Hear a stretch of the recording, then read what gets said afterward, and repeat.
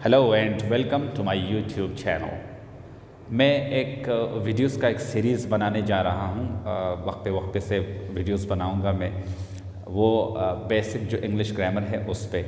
इसका फ़ायदा ये होगा कि ये 5th 6th class 7th class के छोटे बच्चों के भी काम आएगा, और वो बच्चे जो ग्रामर सीखना चाहते हैं और वो अपर क्लासेस में हैं, जैसे कॉलेज में है या 9th 10th क्लासेस में है, उनके भी काम आएगा। तो स्टार्ट करते हैं हम इंग्लिश के जो बेसिक ग्रामर है उससे। सबसे पहले हम ये जानने की कोशिश करते हैं कि ग्रामर असल में है क्या। अगर आम तौर पर हम देखें तो ग्रामर की डिफिनीशंस की जाती है कि the rules and regulations of language. ठीक है, the rules and regulations of a language को ही ग्रामर कहते हैं। लेकिन इस बात की वजाहत मज़ीद कैसे करेंगे? Rules and regulations of a language का मतलब है कि आपको कौन सा वर्ड कहाँ पे पुट करना है और किस वर्ड की कौन सी फॉर्म आपने लगानी है। मिसाल के तौर पर अगर आप लिखो आई एम रनिंग, तो रूल्स एंड रेगुलेशंस ये हैं कि जब आप किसी प्रेजेंटली इन प्रोग्रेस काम के बारे में, यानी ऐसे किसी काम के बारे में बात कर रहे हो जो जिस वक्त आप बात कर रहे हो उस वक्त हो रहा हो, तो उसके लिए आपको सब्जेक्ट के बाद इज़ एम आर में से एक हेल्पिंग वर्ब लगानी पड़ती है। फिर उसके बाद आपको वर्ब लगानी पड़ती है और उस वर्ब की फॉर्म जो है वो आईएनजी फॉर्म होगी, यानी प्रेजेंट पार्टिसिपल होगी। यही है रूल्स एंड रेगुलेशंस के अगर आपने कंटिन्यूअस यानी जारी जो हो रहा हो उसके बारे में बात करनी है तो आपको आईएनजी फॉर्म लगानी पड़ती है। अगर वो अभी हो रहा हो तो इज़ एम आर में से कोई हेल्पिंग वर्ब लगाई जाती है।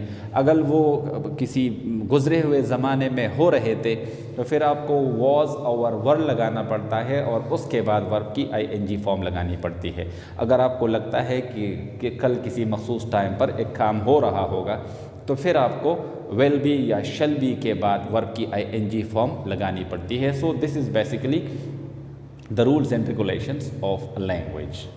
सो हम डिफ़ाइन कर सकते हैं ग्रामर को कि grammar is the art of changing the position of words to get different meanings. कैसे? मिसाल के तौर पर अगर आप कहें कि ही इज़ रनिंग, अच्छा, अगर आप इससे मीनिंग ये लेना चाहो कि वो दौड़ रहा है तो ही इज़ रनिंग। अगर क्या वो दौड़ रहा है आपने ये मीनिंग लेनी है तो फिर आपको इज़ शुरू में लगाना पड़ेगा, इसके बाद सब्जेक्ट और सब्जेक्ट के बाद ये जो वर्ब की आईएनजी फॉर्म है यही लगानी पड़ेगी। लेकिन आखिर में आपको इसके साथ क्वेश्चन मार्क लगाना पड़ता है। तो ये ही इज़ रनिंग की वर्ड्स का हमने जब इनकी पोजीशन चेंज की तो इसकी मीनिंग भी चेंज हो गई। पहले ये अफर्मेटिव सेंटेंस था, अब ये सवालिया जुमला बन चुका है, अब ये इंटरोगेटिव सेंटेंस बन चुका है। किस वजह से? सिर्फ इन वर्ड्स ऑर्डर की तब्दीली की वजह से। वर्ड्स वही हैं लेकिन इनका ऑर्डर तब्दील किया गया तो इनकी मीनिंग भी चेंज हो गई। अच्छा, इसी तरह हम कह सकते हैं कि grammar is the art of putting the right word in the right place. Putting the right word in the right place, यानी ग्रामर वो फ़न है, वो सलीक़ा है, वो हुनर है जो हमें ये सिखाता है कि आपको कौन सा लफ्ज़ कहाँ पे लगाना है। इसकी भी वजाहत इन्हीं दो मिसालों से हो सकती है। अगर आपको अफर्मेटिव सेंटेंस बनाना है तो right place of for the right word जो है वो ये है कि सबसे पहले आपका सब्जेक्ट आएगा, उसके बाद हेल्पिंग वर्ब और आखिर में जो मेन वर्ब है वो आएगी और उसकी आईएनजी फॉर्म आएगी। इसी तरह putting the right word in the right place, यहाँ दूसरे जुमले में भी यही है कि अगर आपको क्वेश्चन बनाना है तो सबसे पहले आप हेल्पिंग वर्ब लगाओगे, फिर उसके बाद आप सब्जेक्ट लगाओगे और आखिर में आप जो वर्ब है उसकी आईएनजी फॉर्म इस टेंस में लगाएंगे। और आखिर में ये निशान भूलना नहीं है क्योंकि ये क्वेश्चन मार्क जो है ये इस बात की वजाहत और अलामत है कि ये जुमला सवालिया है। अच्छा, जब भी हम बात करते हैं हम अल्फाज इस्तेमाल करते हैं और हम इन अल्फाज को ग्रुप में इस्तेमाल करते हैं। अल्फाज के इस ग्रुप को सेंटेंस कहते हैं। मिसाल लीजिए, ही इज़ एट स्कूल। ये एक जुमला है, इसकी क्वालिटीज़ क्या है? नंबर 1, ये जो जुमला है ये वर्ड से बना है। दूसरा, ये जो वर्ड्स हैं ये एक ग्रुप में है। फिर तीसरा जो इसमें तीसरी बात है वो ये है कि ये वर्ड्स एक मखसूस तरतीब में है। फिर इसका एक कंप्लीट मीनिंग भी है। इस तरह से हम कह सकते हैं कि जुमला क्या है? जुमला असल में अल्फाज का एक ग्रुप है जिसका पूरा पूरा मतलब है। So you can define sentence as a group of words put into an order, a correct order that has complete sense। यानी एक जुमला जो है वो अल्फाज का एक ऐसा मजमुआ है या ग्रुप है जिसका पूरा पूरा मतलब हो। अच्छा, जुमले के दो हिस्से होते हैं। सबसे पहला हिस्सा जो है वो शख्स है, वो चीज़ है या वो जगह है जिसके बारे में हम बात कर रहे हो।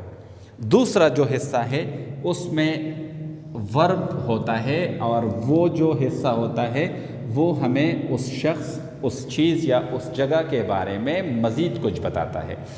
तो इस जुमले में ही जो है ये एक हिस्सा है, ही सब्जेक्ट है, और जो बकिया हिस्सा है जुमले का ये वाला जो इस ही के बारे में हमें बताता है कि वो कहाँ है या वो क्या कर रहा है। जुमले के इस हिस्से को हम प्रेडिकेट कहेंगे।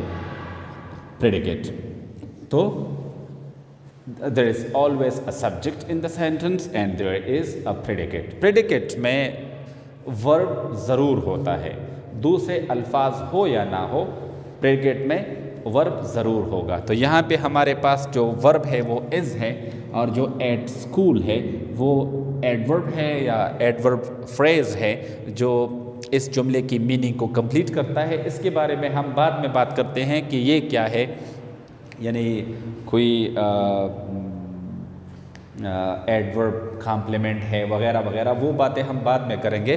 बस पहले ये समझ लें कि जुमले में हमारे पास दो हिस्से होते हैं। एक वो नाउन या प्रोनाउन होता है जिसके बारे में हम बात करते हैं, उसे सब्जेक्ट कहते हैं, और उसके अलावा जो वर्ब और वर्ब के बाद आने वाले बाकी अल्फाज होते हैं उसको प्रेडिकेट कहते हैं।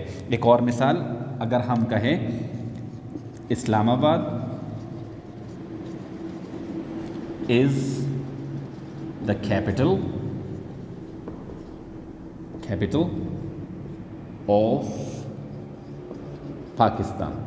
तो ये जो Islamabad is the capital of Pakistan है, इसमें चूँकि हम बात इस्लामाबाद की कर रहे हैं तो ये सब्जेक्ट है, और ये जो बाकी जुमले का हिस्सा है ये प्रेडिकेट है। इसी तरह अगर हम कहें कि the ball went in the air, इस जुमले में ये जो लफ्ज़ द बॉल है, असल में बॉल सब्जेक्ट है लेकिन चूंकि ये द इसी के साथ इस्तेमाल हुआ है तो ये भी सब्जेक्ट का हिस्सा है, और ये जो जुमले का हिस्सा है इसे हम प्रेडिकेट कहेंगे।